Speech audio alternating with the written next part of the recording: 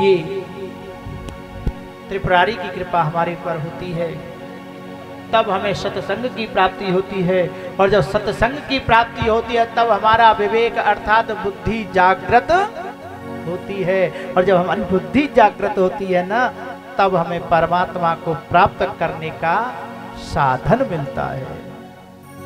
तो आइए, ऐसा वो साधन 9 दिवस पर्यंत तक के लिए हमें प्राप्त हुआ है, उसी कथा प्रसंग में हम प्रवेश करते हैं। हमारे सनातन हिंदू धर्म की, हमारी सनातन संस्कृति की सबसे प्राचीन यूनिवर्सिटी विश्वविद्यालय है, तो वो विश्वविद्यालय है नैमिषारण्य भूमि। प्रेम से बोलो हर हर महादेव। और यूनिवर्सिटी में एक ही लेखक की पुस्तक नहीं पढ़ाई जाती। प्रेम से बोलो। हाँ, आप तो यूनिवर्सिटी से पढ़ने वाले हैं ना। आपने बीए और बीए से क्या बोलते हैं, एमए आपने पढ़ाई किया होगा। हाँ, सब्जेक्ट एक ही होता है। हाँ, परंतु उस सब्जेक्ट से संबंधित जो पुस्तक होती है वो कई कई राइटरों की होती है। सही बात है गलत बात है? सही कह रहे हैं गलत कह रहे हैं? हैं, एक ही सब्जेक्ट की एक ही पुस्तक पर तो कई उसके लेखक होते हैं। और फिर उस यूनिवर्सिटी का जो प्रोफेसर होता है ना, वो प्रोफेसर पुस्तकों का और देख करके विचार करके अपने विद्यार्थियों से कहता है, भैया देखो इस राइटर की पुस्तक बढ़िया है, हम इसके द्वारा पढ़ेंगे और आपको, प्रेम से बोलो हर हर। तो जो हमारी सनातन संस्कृति की जो यूनिवर्सिटी है ना, वो नैमिषारण्य भूमि है, जो हमारे उत्तर प्रदेश की राजधानी लखनऊ के पास में सीतापुर जिले में है।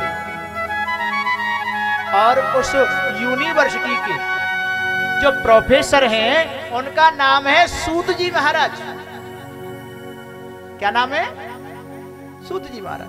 और नाम नहीं है, ये प्रोफेसर की जो गद्दी है उस गद्दी का नाम है सूत जी।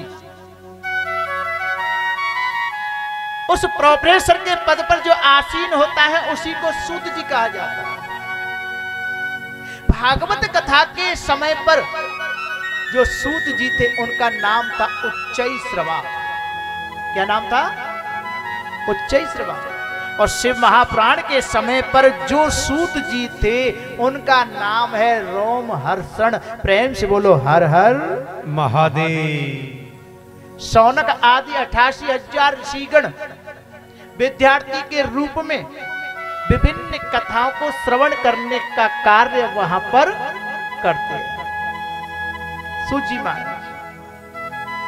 और इन कथाओं का जो श्रवण करते हैं, पुराणों का जो श्रवण करते हैं, इन सबको प्रदान करने वाले हैं हमारे परम पूज्य व्यास जी महाराज। उस नैमिषारण्य भूमि में शौनक आदि 88,000 ऋषिगणों ने और रोमहर्षण नाम के सूत जी महाराज से प्रश्न किया, महाराज हे सूत महाप्राज्ञ सर्व सिद्धांत वेद प्रभो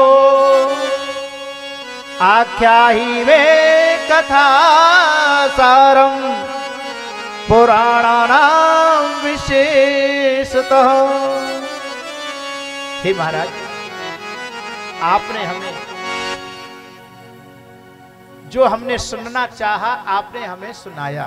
हम जो कथा जानना चाहते थे वह कथा आपने हमें सुनाई। राम कथा को सुना दिया, आपने भागवत कथा को सुना दिया, आपने विष्णु पुराण सुना दिया, आपने गणेश पुराण सुना दिया, आपने स्कंद पुराण सुना दिया।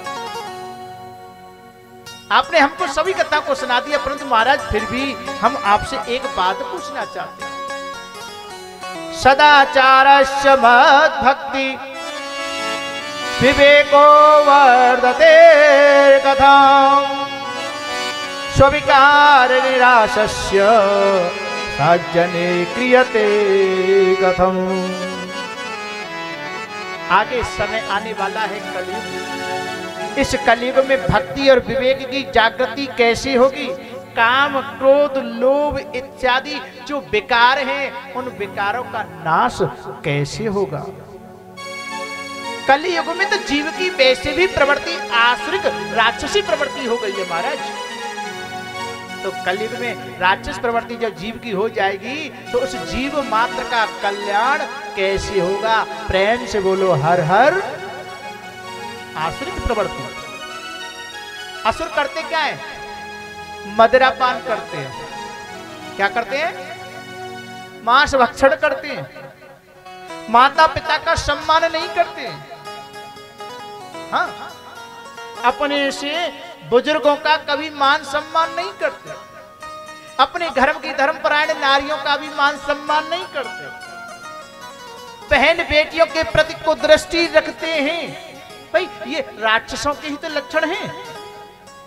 और यही लक्षण आज के इस कलयुग में जीव मात्र के अंदर आ रहे हैं तो भाई फिर वो क्या कहलाएंगे? हैं? अरे राक्षसों के लक्षण जब जीव के अंदर, प्राणियों के अंदर आ रहे हैं तो वो भी तो राक्षस ही।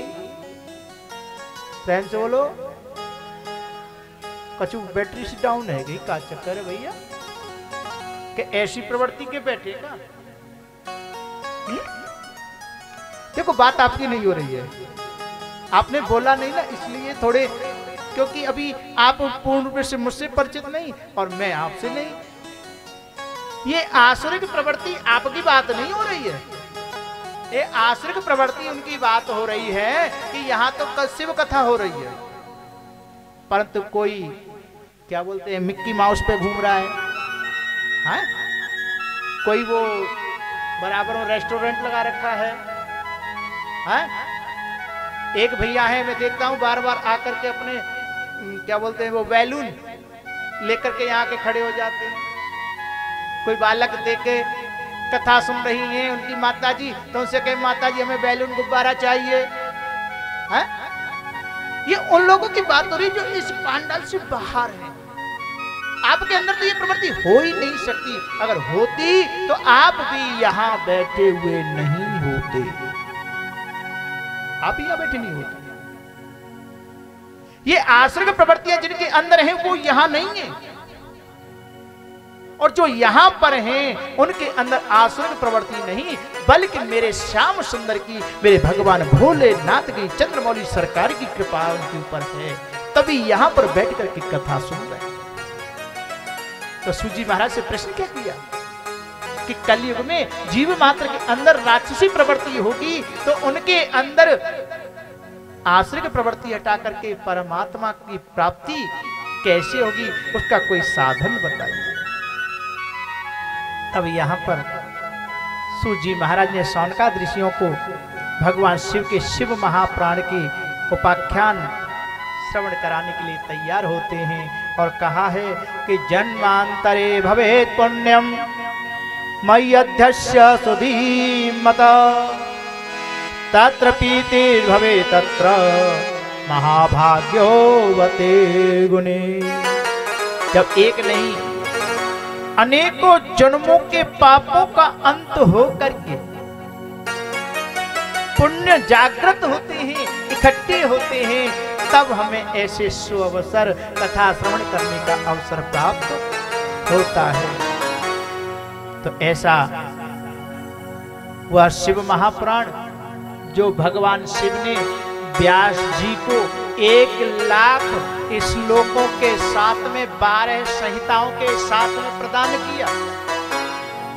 व्यास जी ने देखा कि कलयुग में जीव मात्र के पास में इतना समय नहीं होगा, इतना समय नहीं होगा, तो व्यास जी ने क्या किया कि 1,00,000 श्लोकों में से 24,000 श्लोक चुन चुन करके 12 संहिताओं में से मात्र 7 संहिताएं बना करके हमें ये शिव महापुराण प्रदान कर दिया।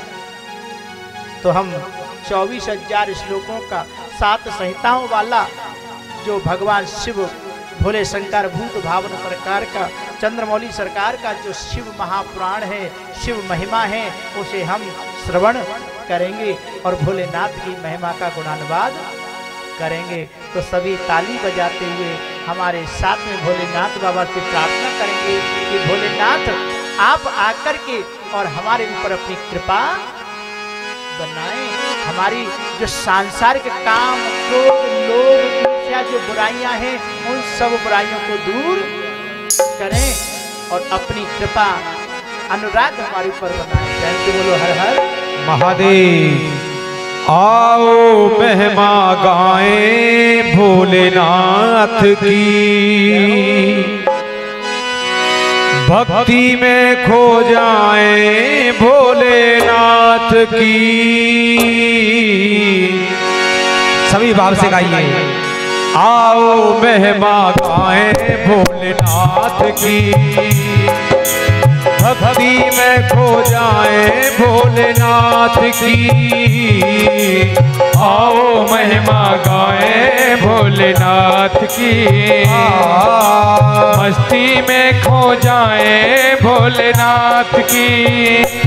शंभुनाथ की, भोलेनाथ की, शंभुनाथ की, भोलेनाथ की, गौरीनाथ की, दीनानाथ की।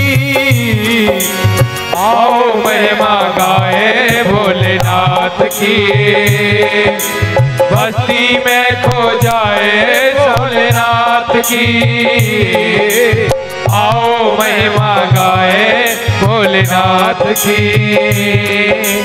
बस्ती में खो जाए भोलेनाथ की। जय हो।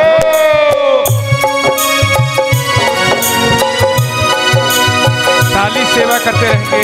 जय हो।